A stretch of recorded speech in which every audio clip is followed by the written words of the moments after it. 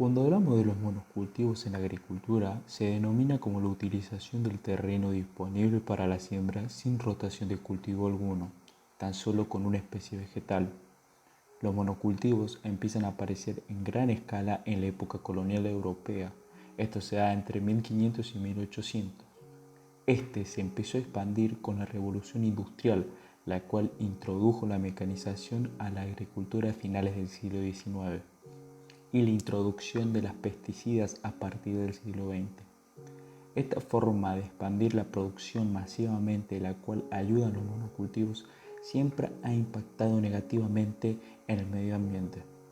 Sin embargo, lo difícil es hablar de sus ventajas y desventajas, pues por un lado es la forma más eficiente para responder a la creciente demanda de alimentos a nivel mundial, pero por el otro puede ocasionar degradación de los suelos y un problema ambiental que ya está asomando por el horizonte. Algunas de sus ventajas pueden ser el costo de producción alto de desarrollo productivo de un solo producto, como cereales o productos básicos, el Tratado de Libre Comercio y el reemplazo del capital humano por el capital industrial. Sus desventajas son varias. El impacto ambiental, dejando así la tierra inutilizable y degradada. El uso de transgénicos, como el virus Bacillus thuringiensis y el exceso de agroquímicos, hacen que se deteriore el suelo y hasta provocando enfermedades como leucemia o cáncer a personas. El contrabando entre fronteras también es uno de los problemas más frecuentes. La reducción de fuentes de trabajo, nivel elevado de desempleo, fomentando de forma informal y formal. El cambio climático. El monocultivo es uno de los mayores factores de peligro de extinción en el mundo. Esto implica la utilización de muchos químicos. Esto hace que la biodiversidad y muchas especies mueran. Algunas de estos son las abejas o aves. Además de esto, el uso de la deforestación, que es necesaria para los suelos planos y fértiles, hace que la probabilidad de inundaciones aumente y sean más frecuentes en zonas de cercanía. La relación que existe entre el cambio climático y la explotación de recursos naturales es que el cambio climático afecta a los suelos y los monocultivos son una acción agrícola, la cual ésta se puede ver afectada. La relación que éstas pueden llegar a tener con la explotación de recursos es que se necesita mucha cantidad de suelo y esta forma de agricultura puede afectar el suelo donde se trabaja, ya que para la extensión de estos mismos se debe trabajar con maquinarias pesadas y demasiada tecnología. Esto hace que los suelos al quedar planos puedan propagar más las enfermedades y las plagas. Este también tiene un impacto socioeconómico e impacto en el ambiente y la salud. El impacto económico que tiene los monocultivos es bueno y a favor, ya que este permite las producciones en masa, la cual permite que los costos sean más bajos, por ende los precios en los mercados disminuye o es estable. Lo cual este impacto favorable en la economía hace que tenga un impacto negativo en la sociedad, ya que es una práctica que afecta negativamente al ambiente, el, el cual entraría en juego en este punto. Esta práctica produce la pérdida de hábitats y de los ecosistemas, la pérdida de fauna y flora, y en síntesis afecta y provoca la pérdida de la biodiversidad donde éste se emplea. Esta práctica da pie a la degradación y la erosión de los suelos que se utilizan para esto. El impacto que tiene en la sociedad y en el ambiente es negativo. La salud también se ve afectada, ya que utilizan agroquímicos y se ve la deterioración de las poblaciones aledañas en cuanto a su salud. Estos agroquímicos pueden producir cáncer debido a la acumulación de estos en la sangre.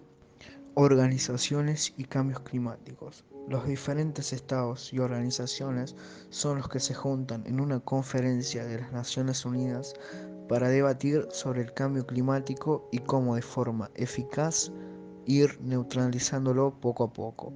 En esto se realizan cuáles son las emisiones de los gases invernaderos y cómo poder reducirlos al máximo. Cada organización es distinta. unas llevan más tiempo y tienen más peso y saben cómo y saben más del tema que otras. Las organizaciones que están luchando contra esto no necesariamente son específicas para estos, porque también se encuentran bancos mundiales, que estos son los que aportan económicamente. Estas organizaciones son Secretaría de la Organización de Cooperación y Desarrollo Económico, el Mercado Común de África Oriental y Austral, el Banco de Desarrollo de África Oriental, y esta lista es más extensa, pero estas tres organizaciones son las más reconocidas. Y en cuanto a la Argentina, en Córdoba, Santa Fe, Entre Ríos, Buenos Aires y La Pampa predomina el cultivo de soja, lo que también es una práctica que se utiliza en monocultivo. Con las distintas modificaciones de los laboratorios, esta es resistente a las inclemencias del tiempo, por lo cual avanza sobre territorios antes impensados para la agricultura oleaginosas. Santiago del Estero, Chaco, Corrientes, Formosa, Jujuy y Salta. Pero el avance de la frontera agropecuaria, festejado por empresas y la clase política, es padecido por los campesinos y los pueblos originarios, que son desalojados de sus territorios ancestrales. Según el censo agropecuario en 2002, solo en 10 años más de 200.000 familias fueron expulsadas de sus históricas chacras, con destino a los barrios de emergencia de las grandes ciudades. Una de las preguntas más frecuentes es si existe la relación entre sobrepoblación y explotación de los recursos naturales y el cambio climático. La relación que existe es simple. A medida de que haya más personas en un determinado país, la explotación de los recursos naturales será cada vez mayor. Por ende, el cambio climático se verá gravemente afectado, haciendo así que el mundo se deteriore con más velocidad. Nosotros pensamos que en los países debe haber ciertas reglas que privaticen un número específico de niños.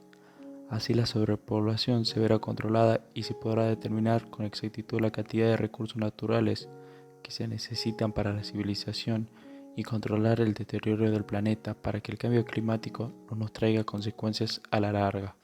Si no tomamos cartas en el asunto y no controlamos la producción de los monocultivos, nos perjudicará a la larga. En Amazonas, miles de hectáreas de selva han sido deforestadas o incendiadas para tener suelos planos y fértiles. Muchas personas piensan que como la selva es un lugar alejado de su vida cotidiana, no les importa, pero hay millones de personas que viven en ciudades y asentamientos por toda Amazonia. Como desenlace, reitero una frase célebre. Se puede vivir 2 meses sin comida y 2 semanas sin agua, pero solo se puede vivir unos minutos sin aire. Mahatma Gandhi. Muchas gracias por la atención.